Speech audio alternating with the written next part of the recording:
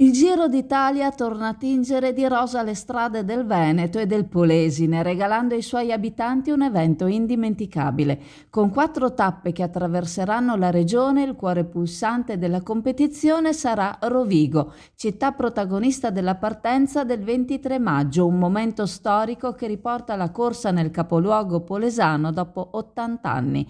Un'occasione unica per accendere i riflettori su un territorio di straordinaria bellezza, dove lagune, fiumi e paesaggi mozzafiato disegnano un habitat senza uguali.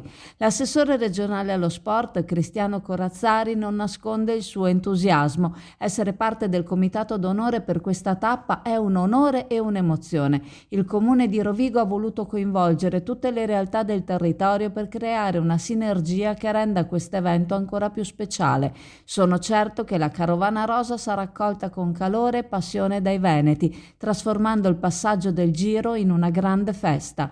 Il Veneto e il ciclismo sono un binomio imprescindibile, strade iconiche, paesaggi spettacolari e un legame storico con il Giro d'Italia ne fanno una terra profondamente legata alle 2 ruote, un amore che si esprime non solo nella corsa ma anche nella vocazione della regione per un turismo slow, dove la bicicletta diventa il mezzo ideale per esplorare montagne, colline, laghi e mare, unendo sport e scoperta del territorio. Il 23 maggio dunque Rovigo non sarà solo una città di partenza, ma il cuore pulsante di un'intera comunità, pronta ad accogliere con entusiasmo la corsa più amata d'Italia.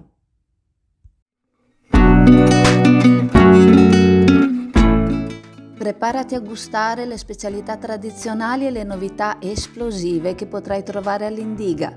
Gelato artigianale anche per l'asporto, per gustarlo in compagnia dove vuoi tu.